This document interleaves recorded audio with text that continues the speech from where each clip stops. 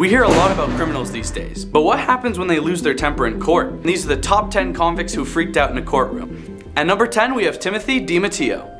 Timothy is a 34-year-old rock musician from Florida, charged with petty theft and damage to property. He allegedly attempted to steal nutritional supplements from a store and damaged other products when he was caught. During the hearing, DiMatteo turns on his mic by himself and goes on saying the judge should know who he is, and which of his amendment rights were violated. He is promptly muted while the prosecutor tells the judge of his previous arrests in the year for stealing. DiMatteo's mic is turned back on by the public defendant, and he immediately asks the judge for a sidebar, which prompts the public defendant to mute him once again. This leads to Timothy performing a drum solo on the podium, causing a large disturbance in the courtroom. He is later forcibly removed from the court and was ordered to pay $293. Coming in at number 9, there's Michael Gaines. Michael Gaines was arrested for hurting a police officer with a hammer. Gaines of Texas was arrested early July 11th, 2020, after he repeatedly banged a hole in the plywood covering the South Employee entrance to the Mark O. Hatfield United States Courthouse. On his trial date, Gaines appears to be in a sour mood.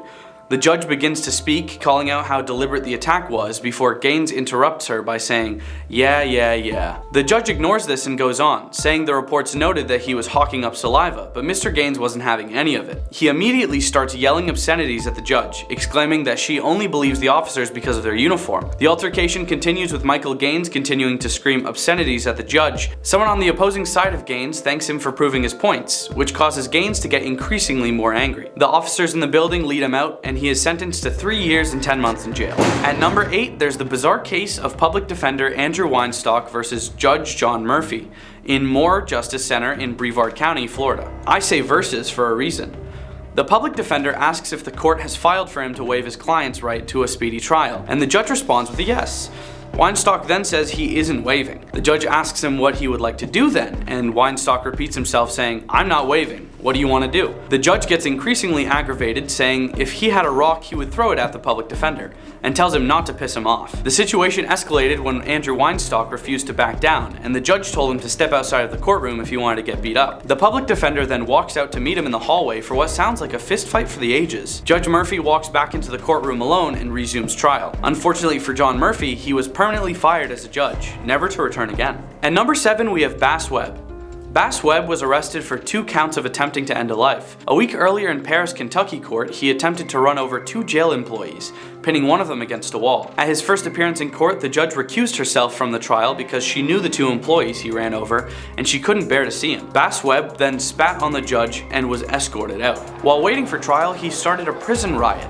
During the riot, he eggs on the police there to hit him with more beanbag bullets, exclaiming that they don't hurt at all. Webb then throws a metal telephone box attached to a string at the officers. Webb was found guilty of 3rd-degree harm and 2 accounts of attempting to end a life. Also in prison 5 years later, he admitted guilty to taking someone's life. He is ultimately sentenced to life in prison with the possibility of parole after 25 years. At number 6, we have Dale Roy Greenman. Originally arrested for stealing a few items from a gas station, charged with petty theft and has a $250 bond, Mr. Greenman quickly escalates things. The judge has noticed that Greenman had been charged with tampering with evidence in a different state, and has just told Greenman that his charges would be escalated from a misdemeanor charge to a felony offense. When she says this, Greenman quickly goes off on a tirade of insults. He is quickly restrained after he takes off his mask, and he exclaims that he is a federal witness. The judge then continued with the case, increasing his bond to $1,000, and he later failed to appear at his pre-trial. Coming in at number 5, we head down to Chelsea, Massachusetts. 46-year-old Peter DeConnick is arrested for allegedly attacking his friend with a knife during a verbal argument at a party in a trailer home. While at the podium, the prosecutor reveals a gruesome detail about the altercation, stating that the victim was found with 69 knife wounds. This appears to be too much for the victim's brother to handle, and he suddenly leaps from the stands towards the defendant. It takes 4 deputies to remove the victim's brother from the courtroom, and he is arrested. Peter DeConnick is later charged with the slaying, and is sentenced to life in prison. At number 4, we have Ricky Hand. In Springfield, Ohio, a series of armed robberies in the area of multiple businesses has put them on edge. One of these businesses on edge is John's Drive-Thru. One night, the owner of the shop is closing up for the night when a hooded figure comes through the back and begins pulling out a weapon.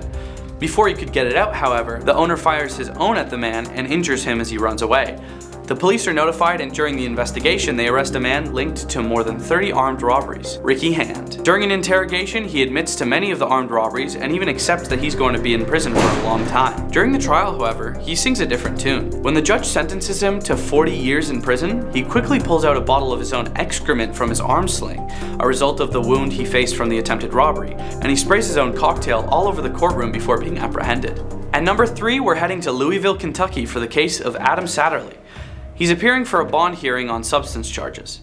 The judge, Olu Stevens, just said his objections notice was overruled. At the bad news, Satterley's attorney warns him to stay calm. After revoking his bond, Satterley is returning to custody. Before he gets out of earshot, Satterley yells out a racial slur at the judge. The judge orders him to come back in and set him straight. He enters the courtroom again and immediately explains how he meant it towards his brother. The judge holds him in contempt of court and an additional 60 days in jail while he was waiting for his trial. Later, he offers a deal with Satterley to reduce his additional days to only 1 day if he apologizes to him for the slur, which he does. At number 2, in the El Paso County Courthouse in El Paso, Texas, Daniel Villegas sat waiting along with a full courtroom of friends and family to hear his official sentencing by the jury. He was accused of 2 executions and says that he was coerced by a detective to plead guilty. He recanted the confession hours later, but has spent 18 years in prison between 3 separate trials. He has maintained his innocence ever since the first trial, and he is standing before the judge and jury for the last time. He was either a free man today or spending the rest of his life in prison. The prosecution insisted on his guilt, even though there was no DNA, no firearm, and no forensic evidence linking him to the execution. Daniel Villegas was found not guilty, and the entire courtroom erupts in applause as he cries happy tears.